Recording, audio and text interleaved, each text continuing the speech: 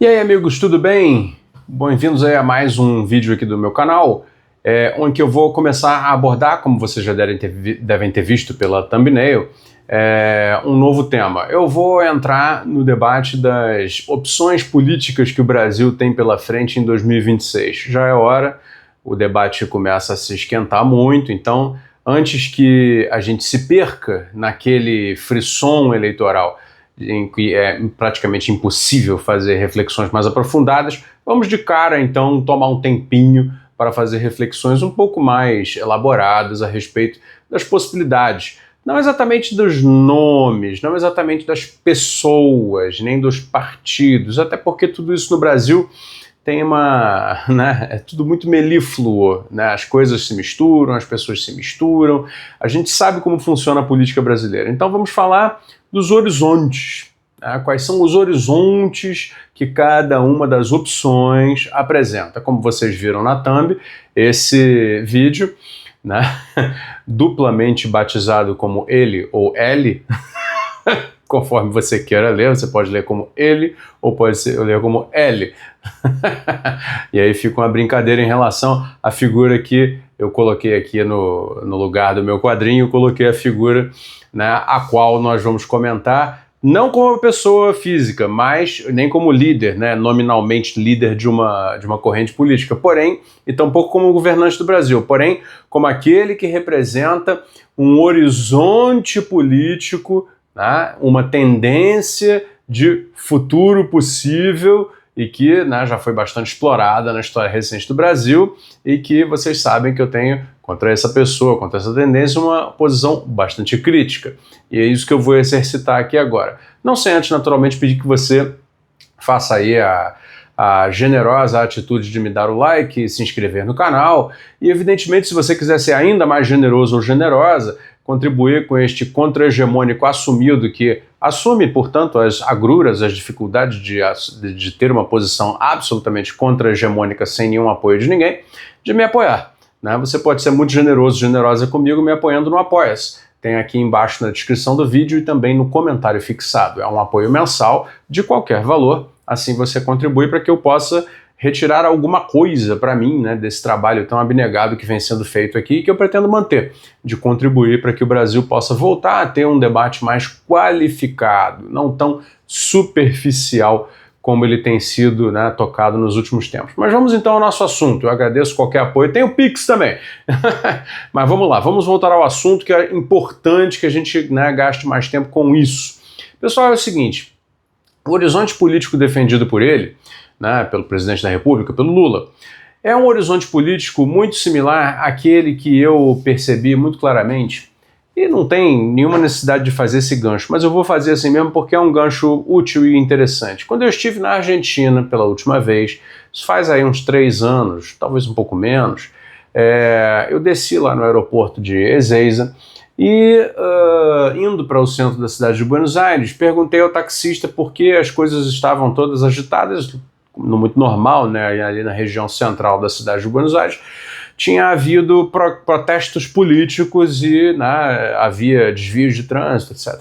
E aí, a resposta do taxista não foi exatamente surpreendente para mim, mas eu achei interessante a maneira como ele colocou, né, de forma tão sintética como um taxista, realmente um homem do povo, consegue colocar. A resposta dele foi, mas planes. Mas planes. O que significa essa resposta com 2 palavras unicamente? Né? Dizendo mais planes, eles querem mais planes, eles querem mais bolsas. A classe trabalhadora argentina vai para a rua hoje em dia pedir mais assistência social, mais bolsa isso, bolsa aquilo, mais programas de apoio e transferência de renda do Estado diretamente para o bolso do trabalhador. E isso acabou se tornando o horizonte político, né, do que a gente ainda conhece como esquerda na América Latina praticamente toda. Não é verdade? E, como você percebe, no caso da Argentina, vão para a rua para pedir mais disso, e no Brasil iriam também, caso isso fosse tirado das pessoas, né? justiça seja feita, tampouco o único governo de corrente ideológica diferente àquela que nos governa atualmente, quando foi eleito, não tirou, né? Então, justiça seja feita. Então, na verdade, contribuiu para alimentar ainda mais essa dependência da sociedade, da parcela economicamente desfavorecida da sociedade em relação ao Estado, numa relação que não é produtiva. E aí está o problema.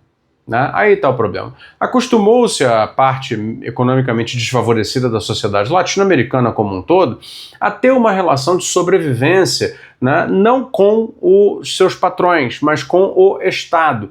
E essa relação de sobrevivência em relação ao Estado se dá sem praticamente nada que justifique em termos produtivos. Aí, isso é claro, já vai ter um monte de gente arrancando os cabelos que eu já não tenho mais para arrancar, dizendo, mas a criança tem que estar na escola, mas tem uma condicionalidade disso, mas tem uma condicionalidade daquilo. É verdade.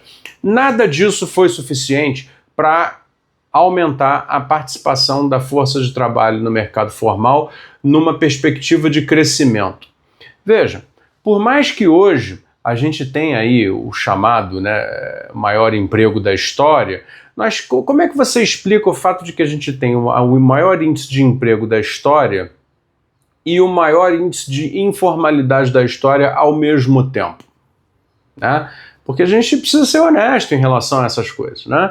Ora, veja bem, se por um lado a gente tem uma economia que está dinâmica, né, eu admito, ela está relativamente dinâmica agora, no governo dele, né, mais uma vez, que basicamente repete o horizonte político absolutamente limitado dos demais governos.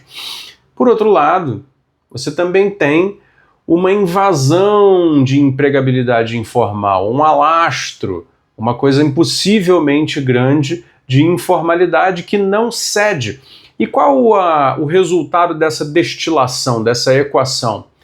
Muito baixa produtividade na imensa maioria dos trabalhos oferecidos e, portanto, baixa remuneração. É um ciclo vicioso que se cria. Na medida em que o Estado induz a economia privada a oferecer apenas empregos de baixa qualificação e baixa remuneração, isso tudo, ao mesmo tempo, justifica que o Estado coloque mais planos sociais, mais bolsas, né, mais assistencialismo na praça e, por outro lado, retira daqueles que são das classes menos favorecidas a necessidade de qualificar a mão de obra como um todo. Aí você vai dizer, claro, você está falando isso da perspectiva de um classe média, de um branco, de um privilegiado, etc. Nem sou, mas tudo bem, pode dizer.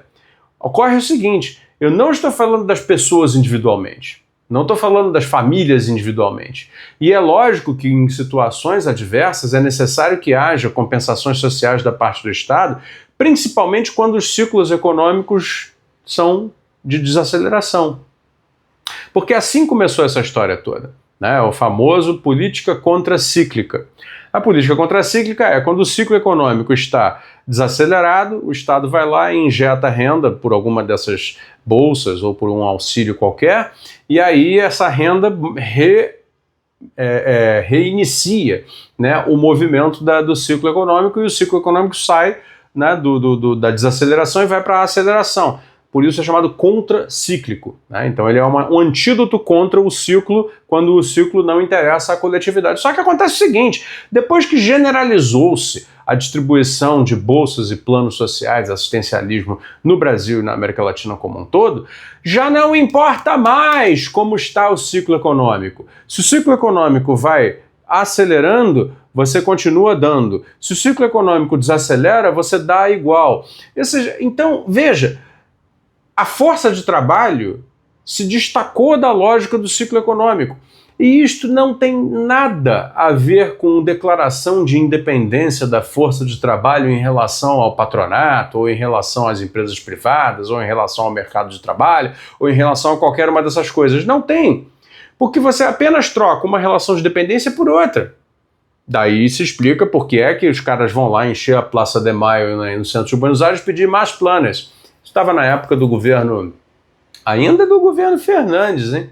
Do governo Fernandes, não era o governo do Milei ainda não. Então veja, É assim que a banda vem tocando na América Latina nos últimos 25 anos, praticamente, né? Desde que a onda dos governos chamados progressistas entrou para governar aí e vem ganhando eleição atrás de eleição. E o Lula, depois de todos esses, acaba sendo o remanescente, né? O kirchnerismo na Argentina já não tem condição mais nenhuma, o Evo Morales, né, na Bolívia foi defenestrado, o chavismo já degenerou e agora está sendo defenestrado. O que mais? No Paraguai houve uma pequena experiência, no Chile as pessoas acharam que haveria uma experiência tardia em função dos protestos do Gabriel Boric, que virou puro identitarismo e por isso mesmo um horizonte ainda mais medíocre e por isso mesmo não conseguiu cumprir a principal promessa, que era uma nova Constituição para o Chile. Ao contrário, entregou uma Constituição que não tinha nada de independência econômica para os trabalhadores e virou o quê? Virou identitarismo puro. E aí foi rejeitada até por aqueles, pela maioria da população, até por aqueles que haviam eleito Gabriel Boric. Diante disso tudo, é de se questionar o seguinte: qual é a viabilidade deste horizonte político do assistencialismo como motor econômico para a América Latina ou, mais ainda, para o Brasil? Não existe sustentabilidade nisso. Eu narrei aqui em outro vídeo, vou narrar novamente, um contato que eu tinha através de um grupo de industriais do qual eu faço parte, com um camarada que morreu no ano passado, ele faleceu, que era uma figura fundador do PT, né? Ele participava lá do grupo e tal, ele era fundador, muito ligado até àquela corrente principal, anteriormente principal, que era a do José Dirceu. E numa dessas discussões em que a gente travava debates acalorados até a respeito da força de trabalho e do assistencialismo oferecido às classes desfavorecidas, esse cara veio dizendo o seguinte: não tem outra alternativa, ou melhor, não tem alternativa, é assistencialismo na veia. Ele disse assim mesmo: é assistencialismo na veia e será assim por muitos anos. Ou seja, querendo dizer que enquanto o horizonte político do petismo for predominante no Brasil, será uma economia de assistencialismo na veia, sim. Só que, vejam só vocês as ironias do destino. Vocês acham que com esse assistencialismo todo, né, e essa situação que eles chamam de pleno emprego, mas que é pleno emprego de empregos medíocres e de informalidade, né, os bons empregos estão sendo disputados à tapa? Não. Não. E aí se criam essas ilusões de ótica que, claro, né, não aparece ninguém para, né, tentar pelo menos passar um detergente nessa lente para poder enxergar melhor. As pessoas ficam com isso tudo muito embaçado, né? Essas ilusões de ótica: mas você está no pleno emprego, está todo mundo trabalhando, né? A renda aumentou, então qual é o problema? O problema é o seguinte: você nota o problema a partir do momento em que uma fábrica, né, oferece emprego formal com o dobro do salário médio da economia e não preenche a vaga. E por que ela não preenche a vaga? Porque os trabalhadores que teriam a capacidade, até recebendo treinamento dentro da fábrica, tá? Porque isso já se tornou comum, pegar essas vagas e contribuir aí sim com o trabalho, né, para o aumento da produtividade nacional, ele rejeita essa vaga porque essa vaga é formal, tomará dele uma imensa quantidade de horas na semana, então ele não vai poder fazer outros serviços. E segundo, ele faz uma conta muito simples: bom, eu estou no cadastro único lá, recebo, digamos, o Bolsa Família. Mas eu também tenho um carrinho e faço Uber. Somando uma coisa com a outra, ele ganha mais do que ganha no emprego naquela fábrica. A mesma coisa para centros de logística, empresas que têm desenvolvimento de projetos, empresas de engenharia e construção, etc. Tudo isso cria essa situação que é uma grande contradição, eu sei, mas que é a realidade que nós temos vivido. Ao mesmo tempo, uma sociedade confortável com a situação atual, que não é uma situação favorável para o país como um todo, e por outro lado, né, uma oferta de trabalho que poderia estar sendo atendida e dando mais qualidade tanto de renda, quanto de proteção social, quanto de dignidade pessoal para o trabalhador, né, caso ele se dignasse a aceitar aquilo, porém, ele rejeita. Então é um caso que, assim, se vocês frequentassem os lugares, né, que a gente frequenta aí no jornalismo setorial, vocês vissem como os diretores de empresas estão tendo que batalhar para preencher vagas, como, por exemplo, né, chão de fábrica, estoquista, na verdade, e não adianta você vir com argumentos de pague mais. Certos setores qualificados, principalmente da indústria, mas também de outros setores, como por exemplo logística, como por exemplo atividades, né, tecnológicas ligadas à mineração e ao agronegócio, etc., já pagam mais. Já pagam mais. E todos estão com vagas em aberto. E essas vagas em aberto acabam sendo reflexo de uma outra equação, de um arranjo, que não é um arranjo produtivo, é um arranjo praticamente improdutivo, que coaduna a alta informalidade com a imensa gama de possibilidades de trabalho via aplicativo, via plataforma, não sei mais o que, com os planos sociais, ou seja, com as bolsas e demais aparatos criados para fazer uma permanente transferência de renda direto para o bolso do trabalhador. Tem sido assim nos últimos 20 anos e, infelizmente, houve, de fato, uns surtos, né? Quando, por exemplo, o primeiro PAC, né, deu um bom impulso na engenharia nacional através de projetos e de exportação de serviços de engenharia, a gente chegou a acreditar que talvez ali pudesse ser revertida essa tendência de tirar as pessoas do emergencial, do assistencialismo necessário quando ele de fato é necessário, e colocar de volta no trabalho, para que as pessoas não saíssem do ciclo econômico, continuassem nele, né? E pudessem dele retirar o seu sustento, a sua sobrevivência e o seu crescimento, né? E nesses surtos, o que aconteceu? Logo existe, né, o crescimento, e o crescimento traz o quê? Alguma pressão sobre a demanda, sobre preços, e aí é que se revela a verdadeira identidade desse horizonte político que diz, não, mas peraí, a gente tem que obedecer primeiro àqueles que mandam. E aqueles que mandam dizem, não pode ter inflação. Se não pode ter nenhuma inflação, então segura a economia, reprime o crescimento, mete a taxa de juros em cima, deprime o emprego e toma bolsa para compensar. Então você veja o seguinte, não é por acaso que todos os liberais, neoliberais, sempre elogiaram os programas de transferência de renda. Eles dizem assim, dinheiro direto no bolso do pobre é a melhor saída, porque dá independência e direito de escolha para o pobre fazer o que quiser com o dinheiro. Esse é um argumento liberal, aliás, muito alardeado por aí, na verdade. E por que essas pessoas defendem isso? Vamos, aliás, lembrar de onde veio esse negócio todo no Brasil. Começou no governo do Fernando Henrique Cardoso, que foi o grande iniciador, né, o consolidador, melhor dizendo. O iniciador foi o Collor, o grande consolidador dessa fase, né, esse experimento liberal brasileiro, né, da nova república. Né? Então, assim, é muito claro, entendeu, que por mais que se traduza de uma maneira caridosa, de uma maneira assistencial, de uma maneira, entre todas as aspas do mundo, esquerdista, né, o programa petista de assistencialismo é uma cópia do mesmo programa liberal assistencialista de Fernando Henrique Cardoso, que era defendido por Pedro Malan, depois era defendido por Henrique Meirelles, e assim como foi defendido por Antônio Palocci, como foi defendido por Guido Mantega, foi defendido por Joaquim Levy, todos os liberais, Marcos Lisboa, né, todos os liberais, e agora aí pelo Fernando Haddad, que sempre fizeram parte das equipes econômicas dos governos representados pelo Lula, que, né, representa, por sua vez, esse horizonte político para o Brasil, que é esse. Não é um horizonte de estímulo ao trabalho, não é um horizonte de estímulo à produção, é um horizonte de aliança com o rentismo e compensações sociais para as bases. Como é que nós vamos crescer diante disso? Não se cresce.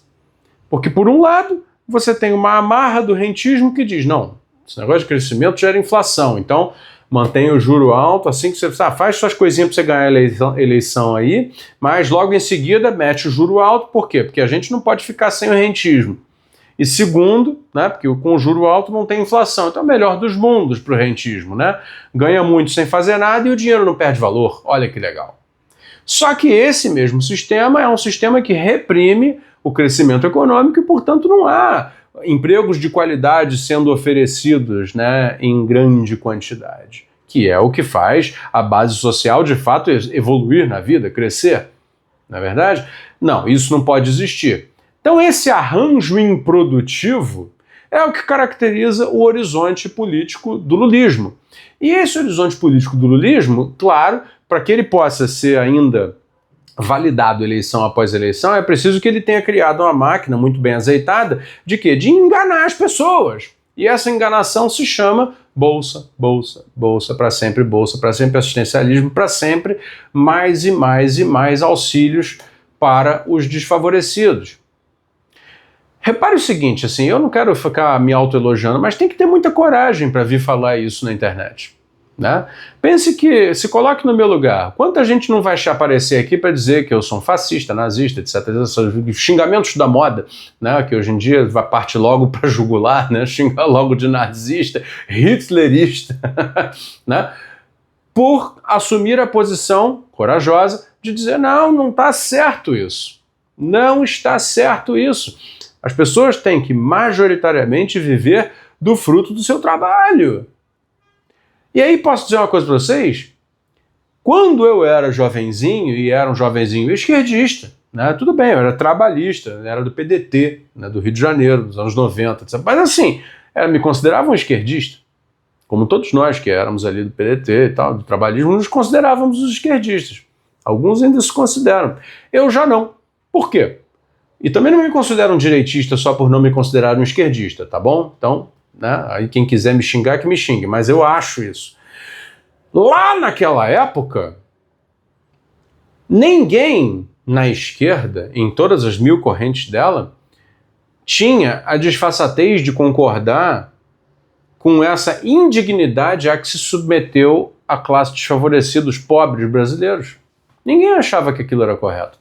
Muito ao contrário, chegava e se dizia claramente que o governo Fernando Henrique estava criando uma legião de apoiadores automáticos, estava comprando sua reeleição, estava criando um projeto de ficar não sei quantos anos no poder que estava baseado em dar direto para as pessoas uma grana que elas pudessem usar para sua sobrevivência, sem considerar os impactos que isso teria no mercado de trabalho e, portanto, na produtividade brasileira, sem considerar os impactos que isso teria, se tem impacto na produtividade, tem impacto no crescimento, etc, etc. E, portanto, que isso poderia dar problemas mais profundos, né, no longo prazo, como já deu, né, exemplo da desindustrialização brasileira, que se verifica muito fortemente nos últimos 20 anos, né? Mas que já é um produto de antes. Então, assim, tudo isso veio junto. Agora, se criticava tudo isso nos anos 90 quando o PT não era governo. Foi só o PT virar governo e aplicar o mesmo horizonte político que rapidamente todos passaram a apoiar. Então agora me expliquem vocês essa contradição, porque isso sim eu acho feio, isso sim eu acho difícil de explicar. Né? Eu dizer que eu sou hoje não contra transferência de renda em princípio e em forma absoluta, não se trata disso. Se trata de ser contra a promiscuidade com que se trata disso hoje em dia. Não tanto pelos valores, que os valores não são altos, mas pela forma como isso é espalhado, disseminado, principalmente como isso virou uma cultura. Uma cultura que chega nas novas gerações passando uma mensagem de que, bom, dá para se virar de um jeito que, cara, fica até fácil. Fica até fácil. Só que isso é ilusório. Mas isso é altamente ilusório. Porque vai chegar uma hora em que o Estado brasileiro não terá mais condição de bancar isso, seja por razões orçamentárias, seja por razões políticas. Porque tudo está pendurado naqueles que propõem esse horizonte político, mas toda tendência política acaba, em algum momento, se esvaindo.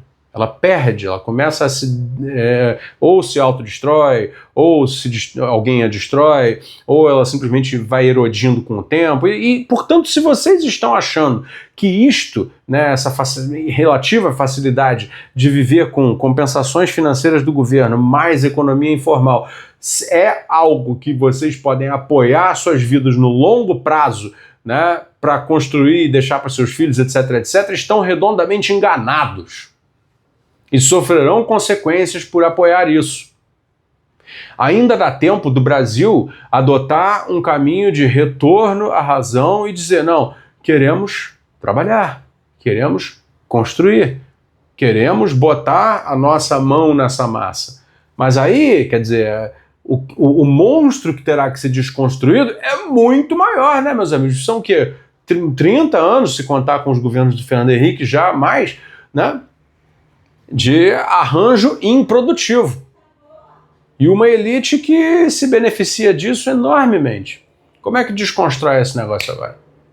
É um pouco a ideia da discussão aqui. Como é que desconstrói isso aqui agora? Na minha opinião, certamente não é com esse horizonte político que se apresenta, né, no governo atualmente e que tentará se manter, porque sempre tenta, né, naturalmente, e infelizmente consegue na maioria das vezes, pelo menos nos anos recentes.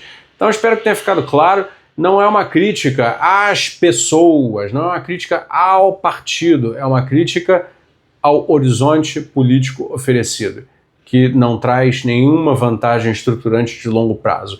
Troca o longo prazo pelo curto prazo.